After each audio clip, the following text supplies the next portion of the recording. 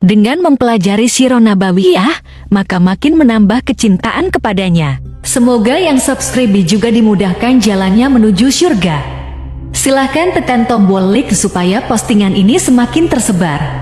Dan tulis doa serta hajat pemirsa di kolom komentar. Semoga semakin banyak yang mengaminkan, maka semakin cepat terkabul. Nabi Sulaiman alaihi salam adalah manusia terkaya sepanjang sejarah kehidupan manusia di muka bumi.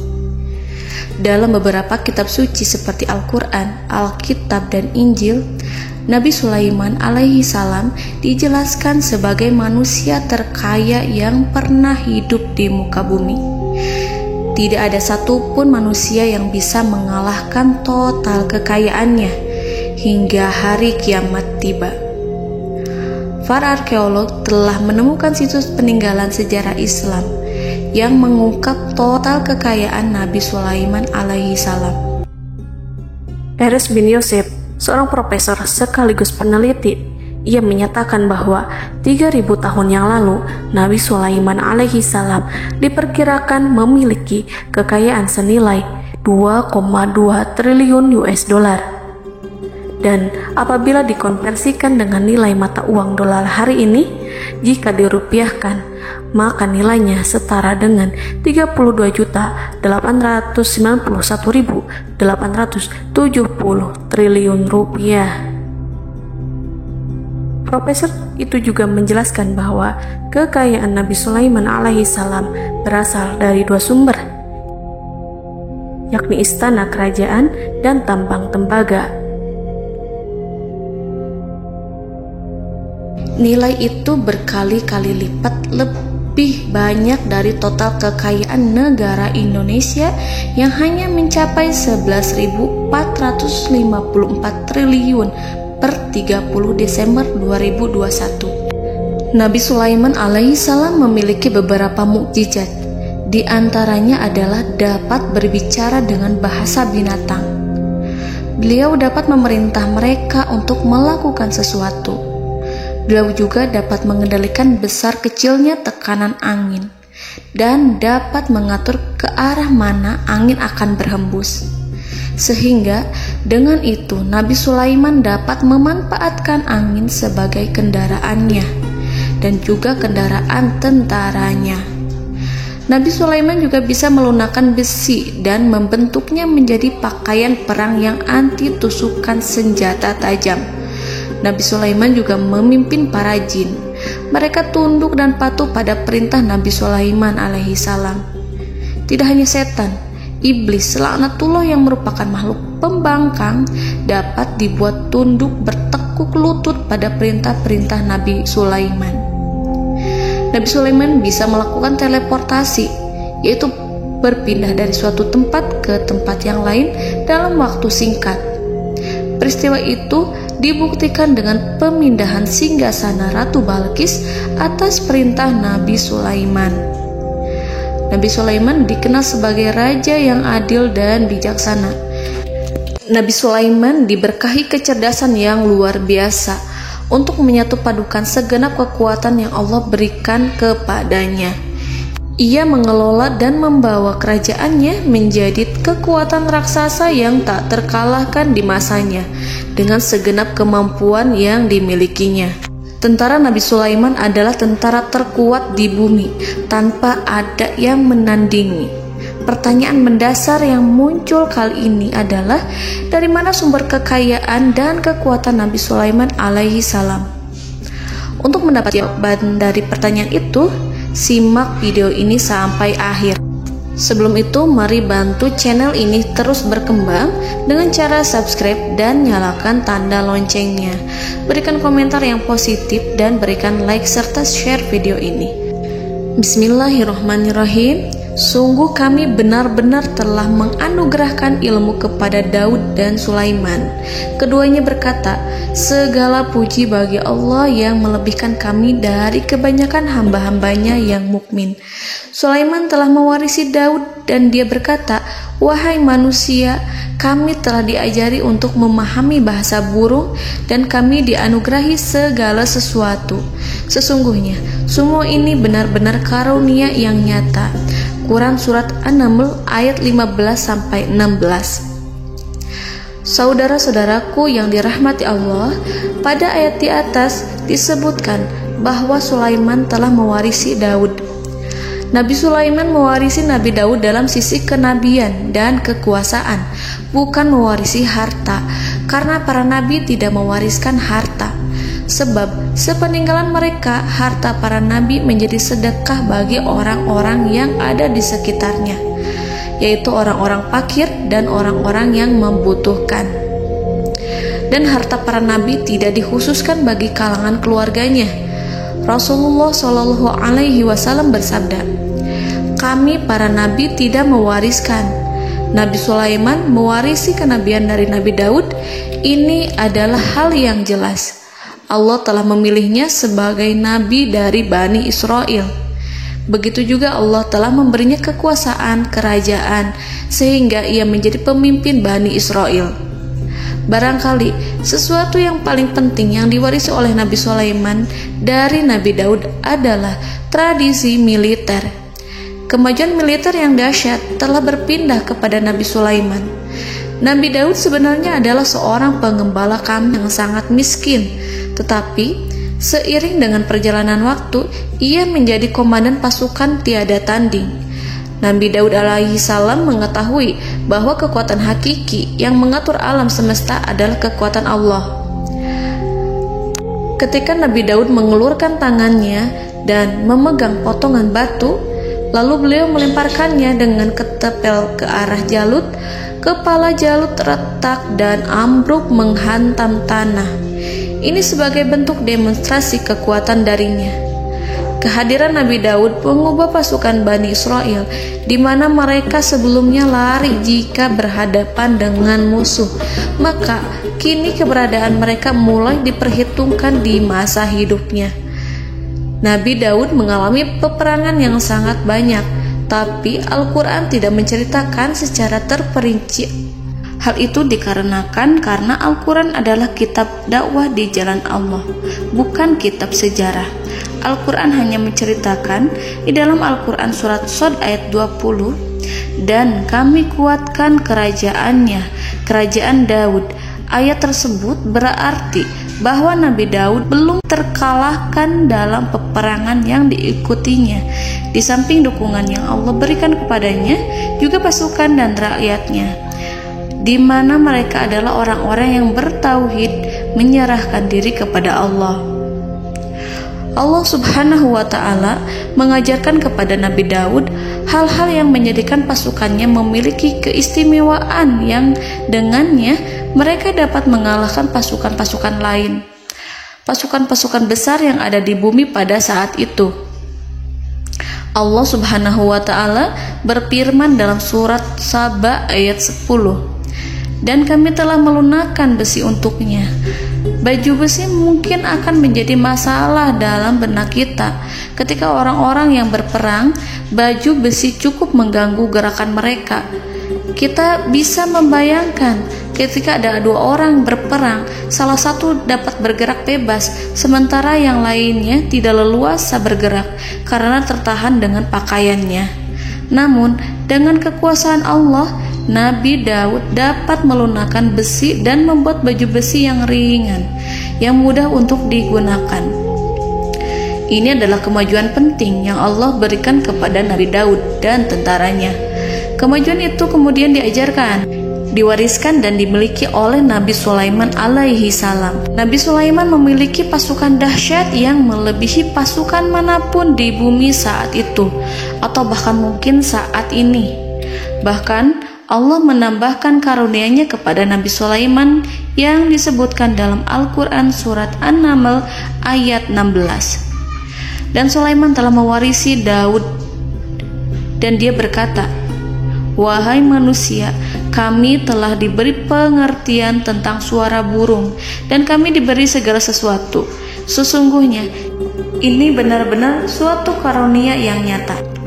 Saudara-saudaraku yang dirahmati Allah, pada suatu hari Nabi Sulaiman alaihi salam menengadahkan tangannya dan berdoa kepada Allah Subhanahu wa ta'ala. Antara hati Nabi dan Allah tidak ada penghalang, tidak ada jarak, tidak ada sekatan waktu, tidak ada satupun dari para nabi yang berdoa kepada Allah kecuali doanya pasti dikabulkan. Doa Nabi Sulaiman alaihi salam direkam dalam Al-Quran surat Shad ayat 35. Nabi Sulaiman berkata, "Ya Tuhanku, ampunilah aku, anugerahkanlah kepadaku kerajaan yang tidak dimiliki oleh seorang pun sesudahku." Nabi Sulaiman menginginkan dari Allah sesuatu kerajaan yang belum pernah diperoleh oleh siapapun setelahnya. Allah Subhanahu wa ta'ala mengabulkan doa Nabi Sulaiman dan memberinya kerajaan tersebut. Nabi Sulaiman mewarisi kekuasaan, kenabian, hikmah ilmu dari Nabi Daud alaihi salam. Orang-orang menyebut Nabi Sulaiman Al-Hakim, Sulaiman yang bijaksana. Kebijaksanaan Nabi Sulaiman tidak terbatas pada keadilannya di tengah-tengah manusia dan juga kasih sayangnya kepada mereka. Namun, kebijaksanaan Nabi Sulaiman juga berlaku di kalangan burung dan binatang lainnya. Nabi Daud juga mengenal bahasa burung, tetapi Nabi Sulaiman dapat berbicara dengan bahasa burung. Bahkan, ia dapat menggantikannya sebagai pembantunya. Ketika Nabi Daud bertasbih di gunung, burung-burung serta binatang buas ikut bertasbih bersamanya. Bahkan angin pun berhenti untuk mendengarkan tasbih itu.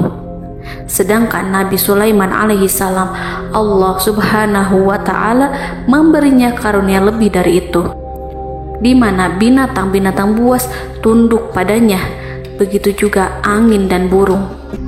Saudara-saudaraku yang dirahmati Allah, Nabi Sulaiman alaihi salam mampu mendengarkan bisikan semut yang berbicara kepada sesama mereka. Bahkan ia mampu memerintahkan semut tersebut sehingga semut itu menjadi taat pada perintahnya. Pasukan Nabi Sulaiman memiliki kekuatan yang sangat dahsyat. Belum pernah ada di dunia ini satu pasukan pun yang memiliki kekuatan seperti itu. Kekuatan Nabi Sulaiman berasal dari beberapa kombinasi yang sangat mengagumkan, sehingga karenanya ia tidak dapat tertandingi. Kekuatan itu terdiri dari manusia, binatang-binatang, jin, dan lain sebagainya.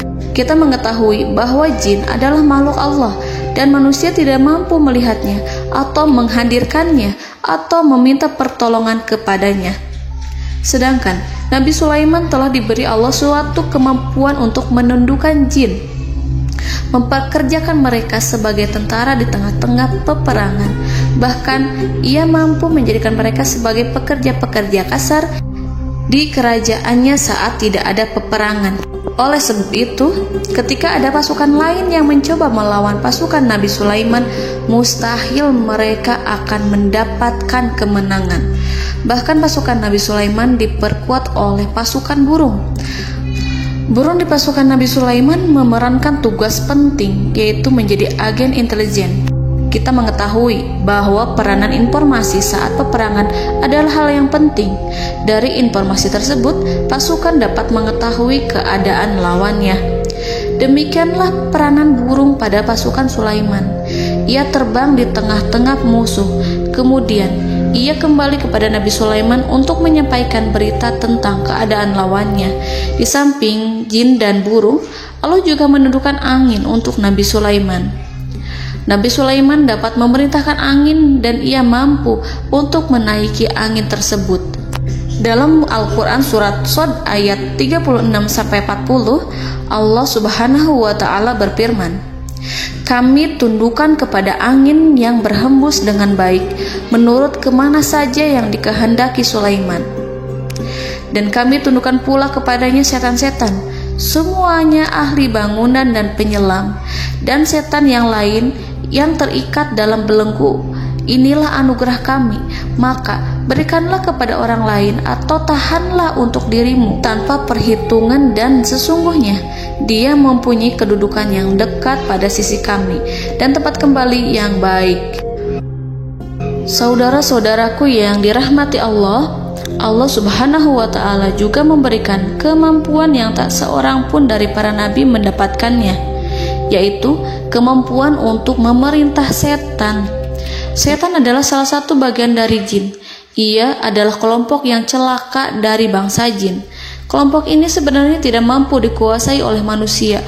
Bahkan jin yang soleh tidak dapat mengatur setan. Adapun Nabi Sulaiman, Allah telah memberinya kekuasaan untuk menundukkan setan dan mempekerjakannya, bahkan mengikatnya dengan rantai serta menghukumnya jika ia menentang pada perintahnya. Setan membangun untuk Sulaiman istana-istana, patung-patung dan alat-alat perang. Bahkan setan-setan itu menyelam ke dasar lautan untuk mengeluarkan permata dan yakut untuk Sulaiman. Jika di antara setan yang menentang perintahnya, maka Nabi Sulaiman alaihi salam mengikatnya dengan rantai. Ini semua menunjukkan kekayaan Nabi Sulaiman dan kekuasaannya, di mana ia mampu mengatur banyak makhluk di bumi ini. Tentu saja, kemampuan itu semua adalah atas izin dari Allah Subhanahu wa Ta'ala sebagai mukjizat darinya. Allah Subhanahu wa Ta'ala berfirman dalam Al-Quran surat Saba ayat 12, dan sebagian dari jin adalah yang bekerja di hadapannya di bawah kekuasaannya dengan izin Tuhannya, dan siapa yang menyimpang di antara mereka dari perintah kami, maka kami rasakan kepadanya azab neraka yang apinya menyala-nyala.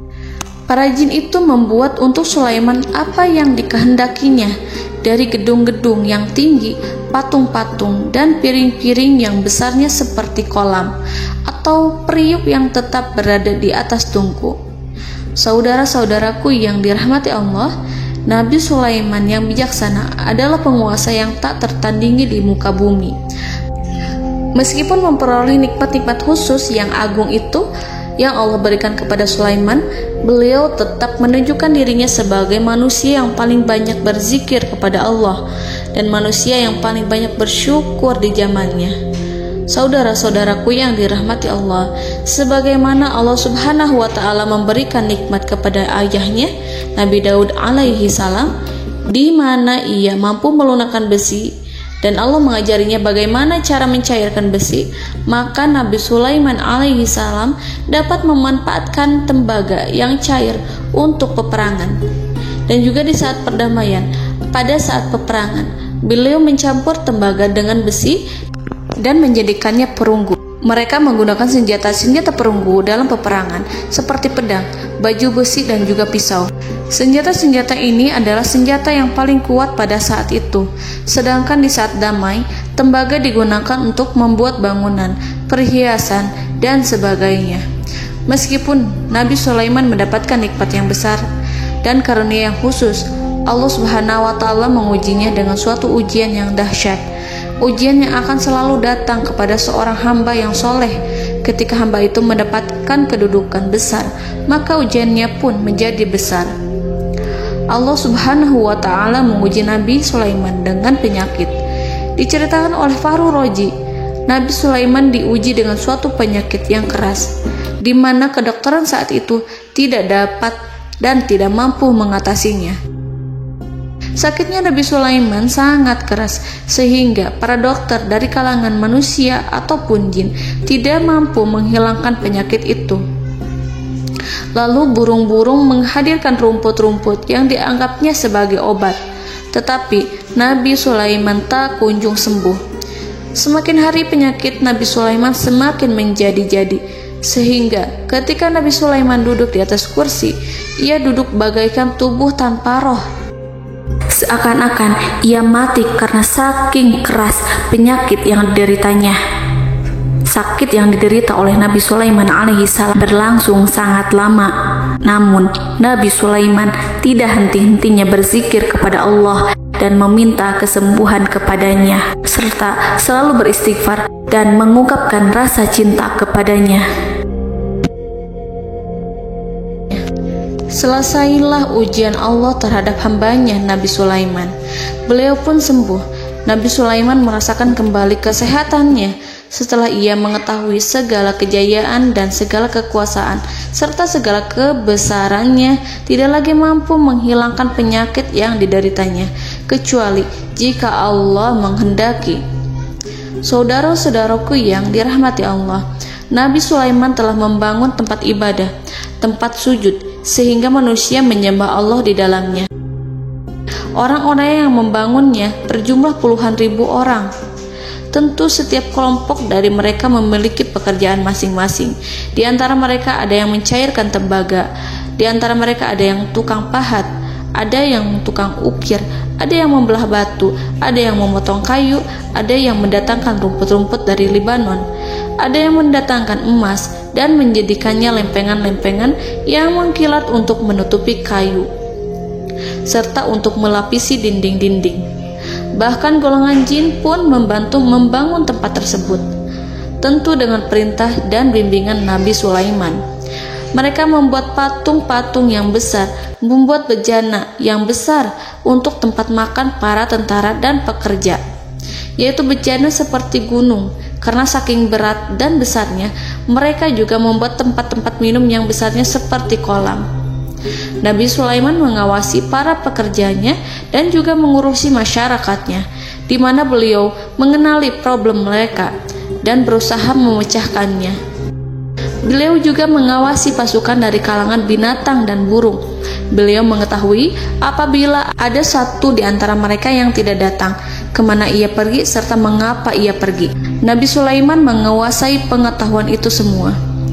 Nabi Sulaiman bukan hanya mengetahui problem tentara-tentaranya dari kalangan manusia ataupun tentaranya dari kalangan burung, namun ia juga menunjukkan kasih sayang terhadap semut, di mana beliau mendengar bisikannya dan tidak suka untuk menginjaknya. Nabi Sulaiman selalu menundukkan kepalanya ke bumi sebagai bentuk rasa rendah diri dan syukur kepada Allah. Pada suatu hari, Nabi Sulaiman alaihi salam berjalan di depan tentaranya, dan tiba-tiba ia mendengar suara semut yang berkata kepada temannya dari kalangan semut. Hal itu terekam dalam Al-Quran surat An-Naml ayat 18-19. Wahai semut-semut, masuklah ke dalam sarang-sarangmu agar kamu tidak terinjak oleh Sulaiman dan tentaranya, sedangkan mereka tidak menyadarinya. Nabi Sulaiman alaihi salam tersenyum mendengar itu, dan ia berdoa, "Ya Allah, ya Tuhanku, berilah aku ilham untuk tetap mensyukuri nikmat-Mu yang telah Engkau anugerahkan kepadaku dan kepada kedua orang ibu bapakku, dan untuk mengerjakan amal soleh yang Kau ridhoi, dan masukkanlah aku ke dalam rahmat-Mu, ke dalam golongan hamba-hamba-Mu yang soleh." Saudara-saudaraku yang dirahmati Allah, meskipun Nabi Sulaiman mendapatkan kekuasaan dan memiliki tentara yang besar, namun beliau menunjukkan kasih sayang terhadap bangsa semut. Beliau mendengarkan bisikannya dan melihat semut yang ada di depannya. Oleh karena itu, tak mungkin baginya untuk menginjak golongan semut itu. Nabi Sulaiman bersyukur kepada Allah telah memberinya nikmat, yaitu nikmat rahmat dan kasih sayang. Di samping itu, Nabi Sulaiman alaihi salam adalah orang paling kaya di dunia. Istananya terbuat dari kayu gaharu yang memiliki wangi harum. Istananya terbuat dari emas yang terkadang dari kristal. Beliau juga memiliki kursi besar yang terbuat dari emas dan permata. Istana Nabi Sulaiman merupakan istana yang paling besar di dunia. Nabi Sulaiman menggunakan pakaian dari emas dan permata. Meskipun demikian, Nabi Sulaiman tetap menunjukkan sebagai hamba yang berserah diri dan rendah diri di hadapan Allah Subhanahu wa Ta'ala. Nabi Sulaiman yang merendahkan diri di hadapan Allah, ia selalu sujud kepada Allah, sebagaimana ayahnya yang selalu bertasbih pada Allah. Nabi Sulaiman selalu melantunkan lagu-lagu cinta ilahi dan hanya memuji Allah Subhanahu wa Ta'ala. Pada suatu hari, Nabi Sulaiman alaihi salam mengeluarkan perintah kepada pasukannya untuk bersiap-siap. Kemudian, Nabi Sulaiman keluar dan memeriksa pasukannya satu demi satu. Kelompok yang pertama adalah kelompok manusia. Nabi Sulaiman memperhatikan kesiapan mereka. Lalu Nabi Sulaiman mengeluarkan perintah-perintah kepada mereka. Kemudian Nabi Sulaiman memeriksa kelompok jin. dan menyampaikan perintahnya kepada mereka. Beliau memenjarakan jin yang tampak bermalas-malasan saat bekerja. Lalu beliau memeriksa binatang dan berkata kepada mereka, apakah mereka sudah makan dengan baik? Apakah mereka tidur dengan nyenyak? Apakah ada yang mengadu pada mereka, misalkan karena penyediaan makanan yang tidak layak? Apakah ada di sana yang sakit dan lain sebagainya? Ketika Nabi Sulaiman merasa puas dengan semuanya, Nabi Sulaiman memasuki tenda tempat berkumpulnya para burung.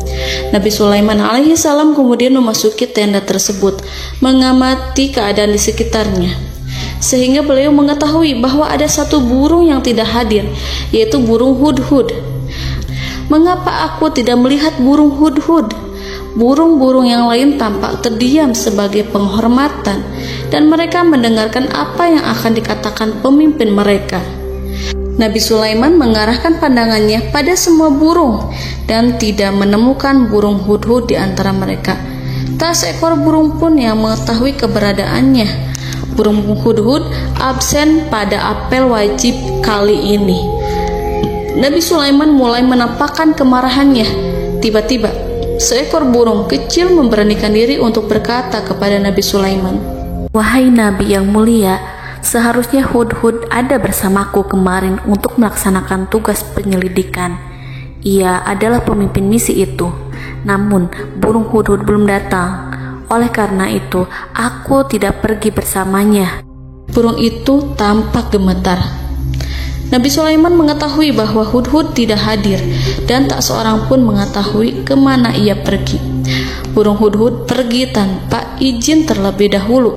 Dalam keadaan marah, Nabi Sulaiman berkata, "Sungguh aku benar-benar akan mengazabnya dengan azab yang sangat keras, atau benar-benar menyembelihnya, kecuali jika ia benar-benar datang kepadaku dengan alasan yang jelas." Kawanan burung-burung mengetahui bahwa Nabi Sulaiman sedang marah dan telah menetapkan untuk menyiksa burung hudhud atau menyembelihnya, atau justru memaafkannya dengan syarat ia datang dengan membawa alasan yang dapat menyelamatkannya, atau dengan kata lain, burung hudhud dapat memastikan bahwa ia melaksanakan tugas yang penting. Nabi Sulaiman menunjukkan kemarahan yang besar sehingga siapapun akan merasa takut kepada Nabi Sulaiman yang marah. Nabi Sulaiman kemudian pergi dari tempat burung tersebut. Nabi Sulaiman masih memikirkan keadaan burung hudhud. Seharusnya burung hudhud menjadi bagian penting dari badan intelijen. Apakah ia pergi untuk menyingkap suatu, atau apakah ia pergi hanya untuk bermain-main? Nabi Sulaiman telah memperhatikan dan mengetahui bahwa burung hudhud adalah seekor burung yang cerdik dan juga fasih berbicara. Terkadang Nabi Sulaiman mendapati burung hudhud sedang bermain-main dan menunda-nunda pekerjaannya. Namun ketika Nabi Sulaiman melihatnya, burung hudhud memahami bahwa perbuatannya tidak benar. Oleh karena itu, ia tidak boleh menyampur adukan antara waktu serius dan waktu bermain. Tidak lama setelah itu, burung hudhud tiba di tempat para burung. Burung-burung yang lain berkata kepadanya, "Wahai hudhud, pergilah engkau ke tempat Nabi Sulaiman. Jika ia mengetahui bahwa engkau telah sampai, jiwamu benar-benar terancam." Mendengar itu, burung hudhud segera beranjak. Ia terbang menemui Nabi Sulaiman. Pada waktu itu, Nabi Sulaiman sedang duduk bersama tentaranya yang lain. Burung hudhud berdiri. Ia telah merencanakan untuk memulai pembicaraan dengan Nabi Sulaiman sebelum Nabi Sulaiman bertanya kepadanya kemana dia pergi. Ini sebagai bukti bahwa hudhud telah melaksanakan suatu tugas yang penting. Dalam Al-Quran Surat An-Naml ayat 22, burung hudhud berbicara, "Aku telah mengetahui sesuatu yang kamu belum mengetahuinya, dan kubawa kepadamu dari negeri Saba suatu berita penting yang diyakini seakan-akan burung hudhud hendak berkata, 'Aku adalah hudhud yang miskin, tapi aku mengetahui apa yang tidak engkau ketahui, dan aku telah datang kepadamu dari kerajaan Saba dengan membawa berita yang sangat penting.'" Nabi Sulaiman tampak terdiam menunggu hudhud menyelesaikan kisahnya. Dalam surat An-Naml ayat 23-24, burung hudhud berkata, Sesungguhnya aku menjumpai seorang wanita yang memerintah mereka. Dia dianugerahi segala sesuatu serta mempunyai singgasana yang besar. Aku mendapati dia dan kaumnya menyembah matahari selain Allah. Dan setan-setan telah menjadikan mereka memandang indah perbuatan-perbuatan mereka, lalu menghalangi mereka dari jalan Allah, sehingga mereka tidak mendapat petunjuk. Burung hudhud diam. Nabi Sulaiman merasa bahwa hudhud menunjukkan kepasihan lisannya. Nabi Sulaiman berkata dalam Quran surat An-Naml ayat 27 sambil menunjukkan senyum manisnya.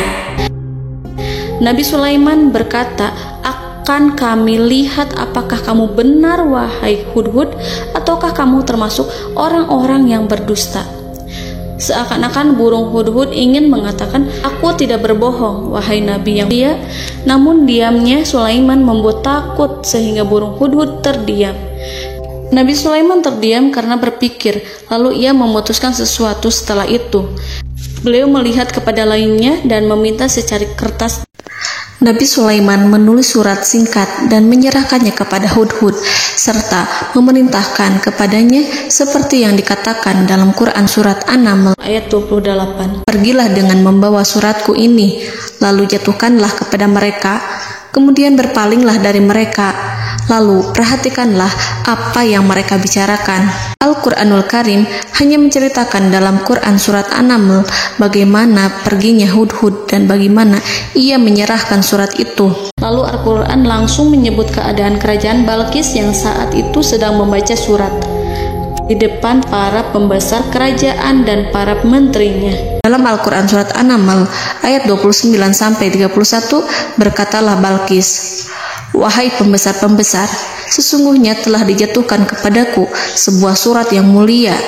Sesungguhnya surat ini dari Sulaiman, dan sesungguhnya isinya dengan menyebut nama Allah yang Maha Pengasih lagi Maha Penyayang, bahwa janganlah kalian berlaku sombong terhadapku, dan datanglah kepadaku sebagai orang yang berserah diri." Saudara-saudaraku yang dirahmati Allah, dalam surat tersebut Nabi Sulaiman menyebutkan supaya mereka menyerahkan diri dan tunduk kepada perintah Nabi Sulaiman. Nabi Sulaiman memerintahkan agar mereka meninggalkan penyembahan terhadap matahari. Nabi Sulaiman tidak mempersoalkan akidah mereka dan tidak memuaskan mereka dengan apapun. Nabi Sulaiman hanya memerintahkan bahwa ia berada di atas kebenaran. Bukankah ia didukung kekuatan yang berlandaskan keyakinan yang dimilikinya? Nabi Sulaiman hanya memerintahkan mereka agar tunduk dan patuh kepadanya. Ratu Sabak menyampaikan surat tersebut di tengah-tengah kaumnya. Dalam Quran surat An-Naml ayat 32 dijelaskan, "Dan berkatalah Balqis, wahai para pembesar, berilah aku pertimbangan dalam urusanku ini. Aku tidak pernah memutuskan sesuatu persoalan sebelum kamu berada dalam majelisku." Saudara-saudaraku yang dirahmati Allah, para pembesar istana Balqis menentang surat tersebut. Isi surat itu membangkitkan kesombongan kaum Sabak, di mana mereka merasa lebih kuat. Mereka mengetahui bahwa di sana ada seorang yang mencoba menentang mereka dan mengisyaratkan peperangan kepada mereka. Lalu ia meminta kepada mereka untuk memenuhi syarat-syaratnya sebelum terjadinya peperangan dan kekalahan.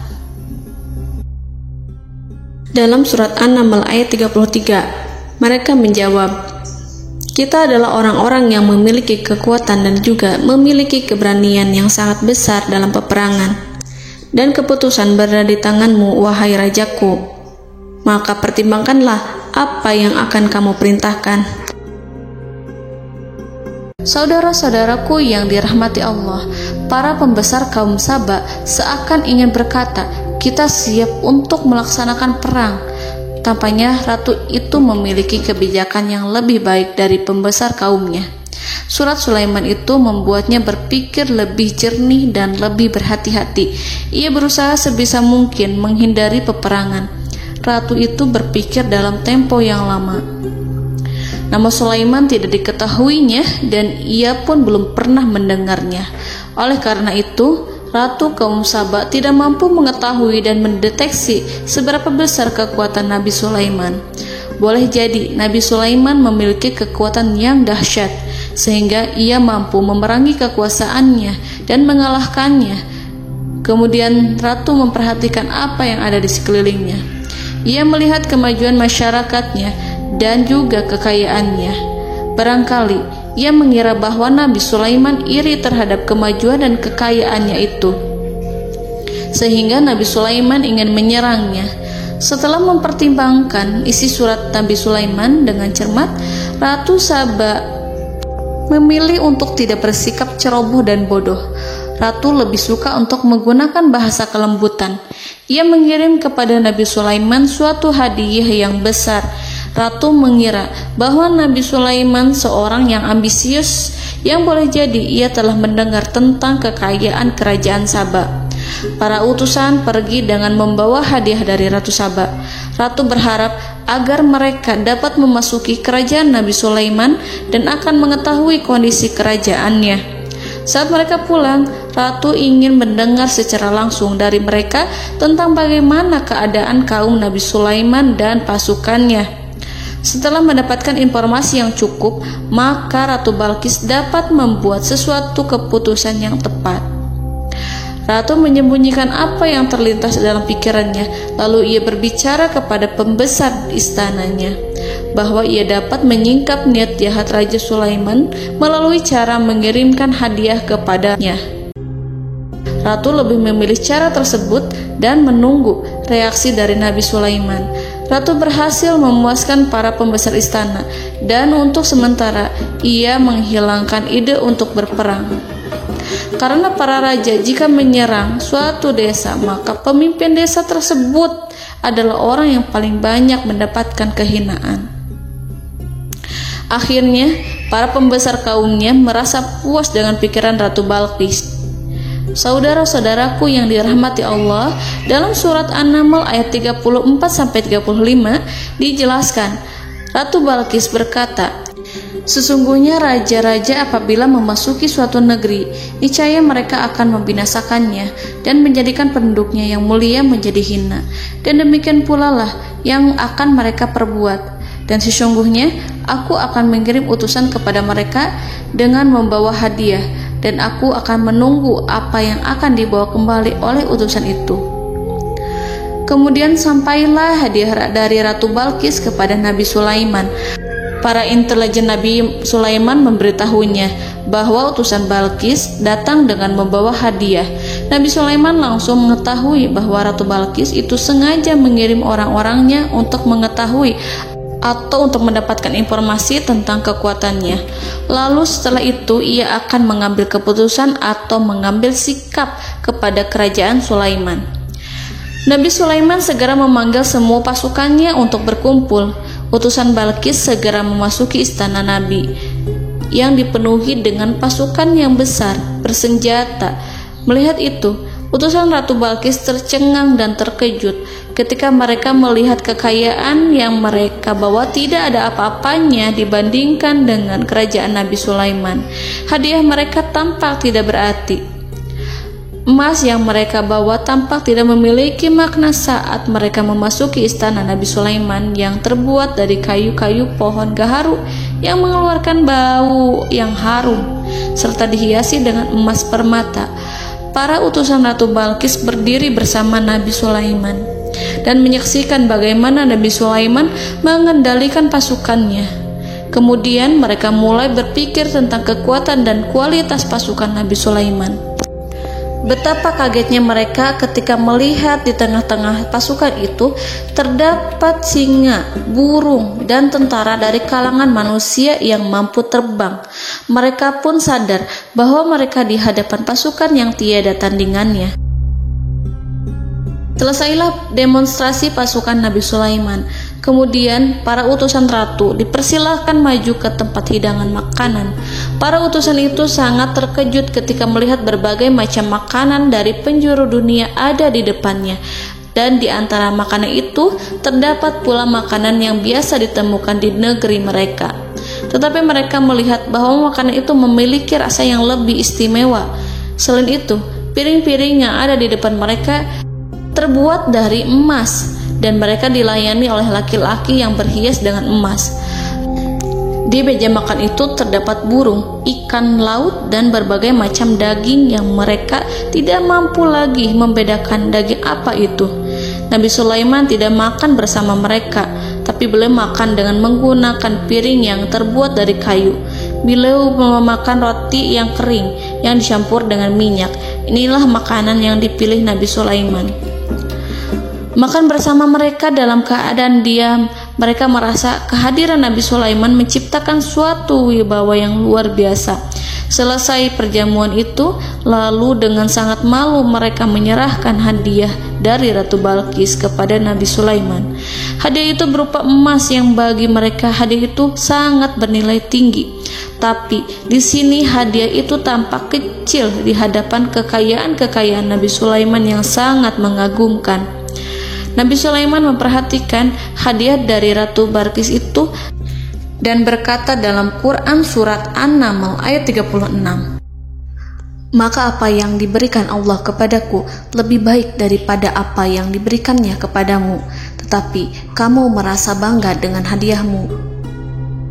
Saudara-saudaraku, Raja Sulaiman menyingkap dengan kata-katanya yang singkat itu penolakannya terhadap hadiah mereka.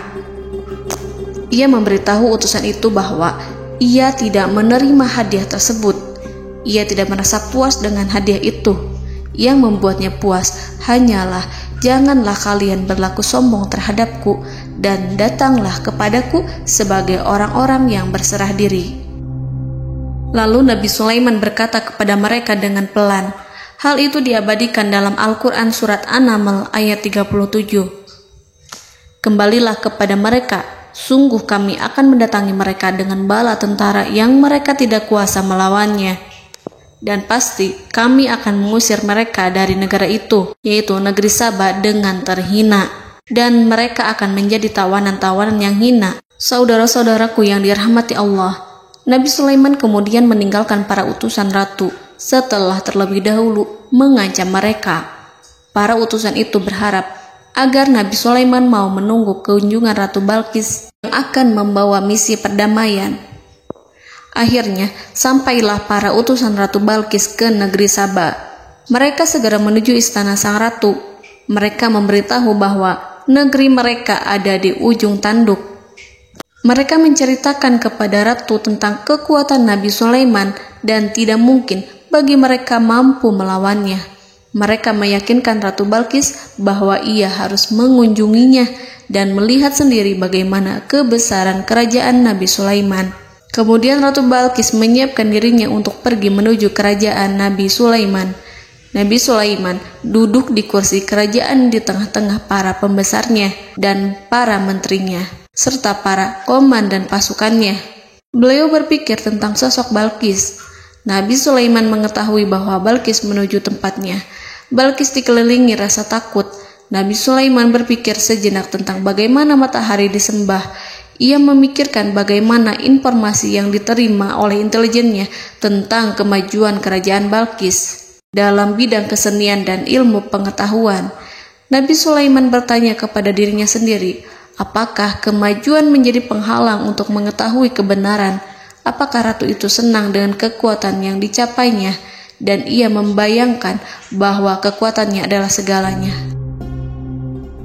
Dengan kemajuan yang dimilikinya, Nabi Sulaiman ingin membuat kejutan agar ratu mengetahui bahwa Islam yang diyakini oleh Nabi Sulaiman adalah satu-satunya yang mampu mendatangkan kemajuan dan kekuatan yang hakiki, sehingga ia dapat membandingkan antara keyakinannya dalam menyembah matahari beserta kemajuan yang dicapainya dengan keyakinan Nabi Sulaiman beserta kemajuan yang diraihnya.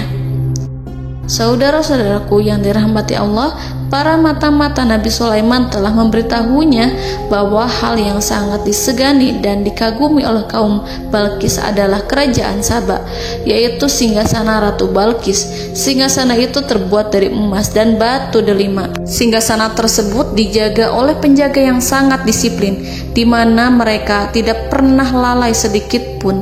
Oleh karena itu, sangat tepat apabila Nabi Sulaiman menghadirkan singgasananya di sini, di kerajaannya. sehingga ketika ratu tiba, maka ia dapat duduk di atasnya. Nabi Sulaiman ingin membuat kejutan kepadanya dan menunjukkan bahwa kemampuannya tersebut yang berlandaskan pada keislaman. Nabi Sulaiman melakukan yang demikian itu dengan harapan agar si ratu tunduk kepadanya. Ide itu terlintas dalam diri Nabi Sulaiman. Lalu ia mengangkat kepalanya dan menoleh kepada anak buahnya. Hal itu diabadikan dalam Quran Surat An-Naml ayat 38. Wahai para pembesar, siapakah di antara kamu sekalian yang sanggup membawa singgasananya kepadaku sebelum mereka datang kepadaku sebagai orang-orang yang berserah diri? Saudara-saudaraku, perhatikanlah ungkapan pikiran Nabi Sulaiman tersebut. Semua pemikirannya berkisar tentang keislaman para penyembah matahari, tentang bagaimana beliau dapat memberikan petunjuk kepada mereka di jalan Allah. Yang pertama menjawab pertanyaan Nabi Sulaiman adalah jin Ifrit. Dalam Quran Surat An-Naml ayat 39, berkatalah Ifrit yang cerdik dari golongan jin, "Aku akan datang kepadamu dengan membawa singgasana itu sebelum kamu berdiri dari tempat dudukmu. Sesungguhnya aku benar-benar kuat untuk membawanya, lagi dapat dipercaya." Nabi Sulaiman berdiri dari tempat duduknya. Setelah 1 jam atau 2 jam, jin itu berjanji kepadanya untuk menghadirkan singgasana Balkis. Sebelum itu, istana Nabi Sulaiman di Palestina, sedangkan istana Balkis terletak di Yaman. Antara singgasana tersebut dengan singgasana Nabi Sulaiman berjarak lebih dari ribuan mil. Barangkali pesawat yang cepat sekalipun yang kita kenal hari ini tidak akan mampu membawa dan mendatangkan istana itu dalam waktu 1 jam. Tetapi masalahnya di sini, berhubung dengan kekuatan jin yang serba misterius, Nabi Sulaiman tidak mengomentari sedikit pun terhadap apa yang dikatakan oleh Ifrit. Nabi Sulaiman tampak menunggu tanggapan lain yang mampu menghadirkan singgasana Balkis yang lebih cepat dari jin Ifrit. Nabi Sulaiman menoleh kepada seorang yang di sana, yang duduk di atas naungan. Hal itu diceritakan dalam Al-Quran Surat An-Naml ayat 40. Berkatalah seseorang yang mempunyai ilmu dari Alkitab, "Aku akan membawa singgasana itu kepadamu sebelum matamu berkedip." Maka tatkala Sulaiman melihat singgasana itu terletak di hadapannya, ia pun berkata, "Ini termasuk karunia Tuhanku untuk menguji aku, apakah aku akan bersyukur atau mengingkari nikmatnya? Dan barang siapa yang bersyukur, maka sesungguhnya dia bersyukur untuk kebaikan dirinya sendiri. Dan barang siapa yang ingkar, maka sesungguhnya Tuhanku Maha Kaya lagi Maha Mulia." Saudara-saudaraku, belum lama seseorang yang mempunyai ilmu dari Alkitab menyatakan kalimatnya, sehingga singgasana itu tiba-tiba ada di depan Nabi Sulaiman, yang mampu menghadirkan singgasana itu lebih cepat dari kedipan mata. Al-Quranul Karim tidak menyingkap kepribadian seseorang yang menghadirkan singgasana itu. Al-Quran hanya menggarisi bahwa orang itu mempunyai ilmu dari Alkitab. Al-Quran tidak menjelaskan kepada kita apakah ia seorang malaikat, ataukah manusia, ataukah jin. Al-Quran sengaja tidak menyingkap hakikat kitab yang dimaksud. Saudara-saudaraku yang dirahmati Allah, setelah melihat singgasana itu, Nabi Sulaiman bersyukur kepada Allah. Ia mulai memperhatikan singgasana sang ratu. Singgasana tersebut merupakan simbol pembangunan dan juga kemajuan. Tetapi tampaknya ia hanya sesuatu yang biasa saja jika dibandingkan dengan kekuasaan dan kebesaran ciptaan yang dibuat oleh manusia dan jin di kalangan istana Nabi Sulaiman. Nabi Sulaiman memikirkan dalam tempo yang sangat lama singgasana Ratu Balkis itu. Kemudian beliau memerintahkan agar singgasana itu diperbaiki, sehingga saat Ratu Balkis datang, dia akan mengujinya. Apakah Ratu Balkis dapat mengenali singgasananya ataukah tidak? Dalam Al-Quran Surat An-Naml ayat 41, Nabi Sulaiman berkata, "Ubahlah baginya singgasananya, maka kita akan melihat apakah dia mengenal ataukah dia termasuk orang-orang yang tidak mengenalnya." Saudara-saudaraku yang dirahmati Allah, Nabi Sulaiman memerintahkan agar dibangun istana yang akan digunakan untuk menyambut Ratu Balkis. Nabi Sulaiman memilih tempat di laut, dan ia memerintahkan agar dibangun suatu istana di mana sebagian besarnya terdiri dari air laut.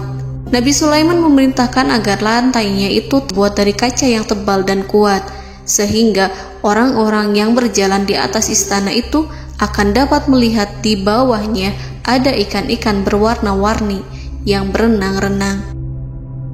Dan mereka akan melihat rumput-rumput laut yang bergerak-gerak.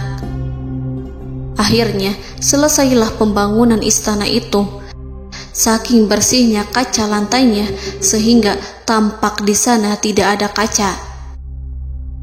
Burung hudhud memberitahu Nabi Sulaiman bahwa Balqis telah sampai dekat kerajaannya. Kemudian Ratu Balqis datang. Al-Quran tidak menyebutkan keadaan Nabi Sulaiman saat menyambut Balqis, namun Al-Quran menunjukkan dua sikap Ratu Balqis. Yang pertama, bagaimana sikap Balqis ketika pertama kali melihat singgasananya yang datang mendahuluinya, padahal ia telah meninggalkan pengawalannya untuk tetap setia menjaga singgasananya itu. Keadaan kedua adalah keadaan di depan istana yang dibangun untuk penyambutan Balqis. Istana itu penuh dengan permata yang berenang-renang di bawahnya ikan-ikan. Dalam Quran Surat An-Naml ayat 42 dijelaskan, dan ketika Balqis datang, ditanyakanlah kepadanya, serupa inikah singgasanamu? Balqis menjawab, seakan-akan singgasana ini adalah singgasanaku. Kami telah diberi pengetahuan sebelumnya, dan kami adalah orang-orang yang berserah diri. Saudara-saudaraku, pada dialek di atas, Balqis melihat singgasananya dan ia tercengang saat mengetahui bahwa itu adalah singgasana miliknya. Namun kemudian ia mulai ragu karena melihat tidak sepenuhnya itu singgasana miliknya. Jika itu benar-benar miliknya, lalu bagaimana ia datang mendahuluinya? Dan bila bukan singgasananya, maka bagaimana Sulaiman dapat meniru sepersis dan seteliti itu? Padahal Sulaiman tidak pernah sekalipun ke kerajaannya. Nabi Sulaiman berkata saat melihat Balqis mengamati singgasananya, apakah ini singgasanamu? Balqis terlihat sangat kebingungan, namun setelah itu ia menjawab, sepertinya benar. Nabi Sulaiman berkata, kami telah diberi ilmu sebelumnya dan kami sebagai orang-orang muslim. Saudaraku yang dirahmati Allah, melalui pertanyaan Nabi Sulaiman ingin mengisyaratkan kepada Balqis agar ia membandingkan antara keyakinannya beserta ilmu yang dicapainya dengan keyakinan Nabi Sulaiman yang muslim beserta pengetahuan yang telah diraihnya. Penyembahan terhadap matahari dan pencapaian ilmu yang dicapai oleh Ratu Balqis tanpa tidak ada apa-apanya dibandingkan dengan ilmu Nabi Sulaiman dan keislaman. Nabi Sulaiman telah mendahuluinya dalam bidang ilmu karena keislamannya. Karena itu, sangat mudah baginya untuk mengungguli Balqis dalam ilmu-ilmu yang lainnya. Demikianlah yang disyaratkan dalam pertanyaan Nabi Sulaiman kepada Ratu Balqis. Ratu Saba itu mengetahui bahwa ini adalah singgasananya, di mana singgasana itu datang lebih dahulu daripada dirinya. Beberapa bagian darinya telah diubah saat Balqis masih di perjalanan menuju ke tempat Nabi Sulaiman. Ia berpikir kemampuan apa yang dimiliki Nabi Sulaiman. Ratu Balqis tercengang melihat apa yang disaksikannya, yang berupa buah dari keimanan Nabi Sulaiman dan hubungannya dengan Allah Subhanahu wa Ta'ala. Sebagaimana Balqis juga tercengang ketika melihat kemajuan di bidang ilmu pembangunan, seni, dan ilmu-ilmu yang lainnya. Maka ia tidak lebih kagum lagi saat melihat hubungan yang kuat antara keislaman Nabi Sulaiman dengan ilmunya, serta kemajuan yang diraihnya. Dalam Al-Quran Surat An-Naml ayat 43 dijelaskan, dan apa yang disembahnya selama ini selain Allah mencegahnya untuk melahirkan keislamannya, karena sesungguhnya ia terdahulu termasuk orang-orang yang kafir. Saudara-saudaraku yang dirahmati Allah, berguncanglah dalam benak Balqis ribuan hal ketika melihat keyakinan kaumnya runtuh di hadapan Nabi Sulaiman. Ia menyadari matahari yang disembahnya hanya merupakan ciptaan Allah, dan Allah lah yang menggerakkannya untuk hamba-hambanya. Lalu terbitlah matahari kebenaran dalam dirinya. Hatinya diterangi oleh cahaya baru yang tidak akan tenggelam seperti tenggelamnya matahari. Masa keislamannya hanya menunggu waktu. Ratu Balqis memilih waktu yang tepat untuk mengumumkan keislamannya.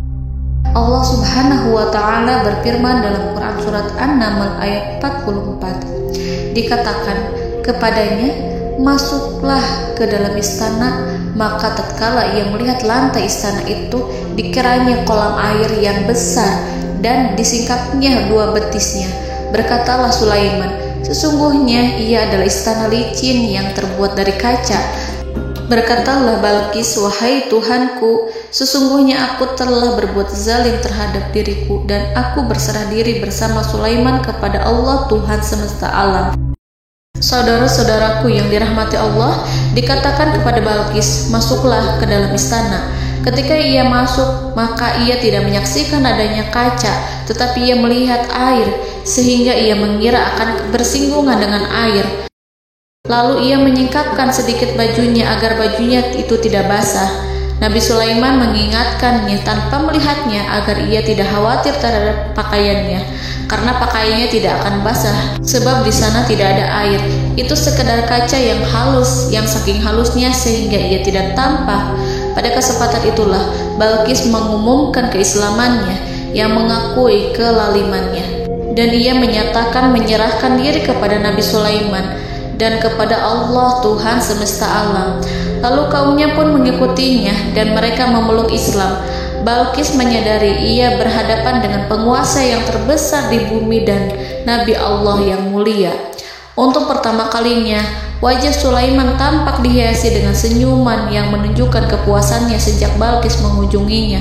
Demikianlah Nabi Sulaiman mewujudkan kejayaannya yang hakiki dan menyebarkan cahaya Islam di muka bumi. Saudara-saudaraku, Al-Quran tidak menyebutkan kisah Balqis setelah keislamannya. Para ahli tafsir mengatakan bahwa ia menikah dengan Nabi Sulaiman. Selain itu, ada yang mengatakan bahwa ia menikah dengan salah satu orang dekat Nabi Sulaiman. Ada juga yang mengatakan bahwa sebagian Raja Habasyah adalah keturunan dari buah perkawinan ini. Wallahu a'lam bishawab. Saudara-saudaraku yang dirahmati Allah, Nabi Sulaiman hidup di tengah-tengah kejayaan dan kemuliaan di bumi. Kemudian Allah menetapkan kematian untuknya, sebagaimana kehidupan Sulaiman berada di puncak kemuliaan dan kejayaan yang penuh dengan keajaiban yang luar biasa. Maka kematiannya pun merupakan tanda-tanda kebesaran Allah yang penuh dengan keajaiban. Demikianlah bahwa kematiannya sesuai dengan kehidupannya, sesuai dengan kejayaannya. Allah berfirman tentang kematian Sulaiman di dalam Al-Quran Surat Saba ayat 14. Maka tatkala kami telah menetapkan kematian Nabi Sulaiman, tidak ada yang menunjukkan kepada mereka kematiannya itu kecuali rayap yang memakan tongkatnya. Maka tatkala ia telah tersungkur, tahulah jin bahwa kalau sekiranya mereka mengetahui yang gaib, tentulah mereka tidak akan tetap dalam siksa yang menghinakan. Saudara-saudaraku, kemampuan Nabi Sulaiman untuk menundukkan jin dan mempekerjakan mereka serta hubungan mereka dengan semua itu menimbulkan fitnah di tengah-tengah manusia. Dalam hal tertentu, kematian Nabi Sulaiman merupakan batasan jawaban terhadap fitnah ini. Kami tidak mengetahui siapa yang mengklaim bahwa jin mengetahui hal yang gaib. Apakah itu setan yang terkutuk, atau jin yang bodoh, atau manusia yang tertipu? Kami tidak mengetahui siapa yang bertanggung jawab terhadap tersebarnya isu yang keliru ini. Yang kita ketahui adalah bahwa hal tersebut adalah mempengaruhi sebagian manusia dan jin. Barangkali manusia berkata kepada diri mereka, selama jin melakukan perbuatan yang luar biasa ini, maka apa gerangan yang menjadikan mereka tidak mengetahui hal yang gaib itu? Manusia itu lupa bahwa kunci kegaiban berada di tangan Allah. Masalah ilmu gaib tidak akan mampu dikuasai oleh jin dan manusia. Hanya Dia yang mengetahuinya, dan manusia diberitahu hanya sedikit sekali. Saudara-saudaraku yang dirahmati Allah, seakan-akan Allah telah merencanakan bahwa kematian Sulaiman bertujuan untuk menghancurkan pemikiran itu, yaitu pemikiran bahwa jin mengetahui hal-hal yang gaib. Jin bekerja untuk Nabi Sulaiman selama beliau hidup, dan tatkala beliau meninggal, maka tugas mereka menjadi bebas. Nabi Sulaiman meninggal tanpa diketahui oleh jin, sehingga mereka tetap bekerja untuk mereka, tetap mengabdi kepada Sulaiman. Seandainya mereka mengetahui hal yang gaib, niscaya mereka tidak akan meneruskan pekerjaan mereka. Saudara-saudaraku, pada suatu hari Nabi Sulaiman memasuki mihrabnya untuk itikaf ibadah dan beribadah kepada Allah. Tak seorang pun yang berani mengganggu khalwatnya. Mihrab Sulaiman terletak di puncak gunung dan dindingnya terbuat dari permata. Pada suatu hari Nabi Sulaiman duduk bersandar pada tongkatnya dan ia tampak tenggelam dalam tafakur. Beliau berzikir pada Allah hingga rasa kantuk menguasainya. Lalu setelah itu malaikat maut menemuinya. Nabi Sulaiman pun meninggal. Beliau bersandar kepada tongkatnya. Jin melihatnya dan mengira bahwa beliau sedang sholat, sehingga mereka pun terus melanjutkan pekerjaannya. Berlalulah hari demi hari yang panjang. Datanglah rayap, yaitu semut kecil yang memakan kayu.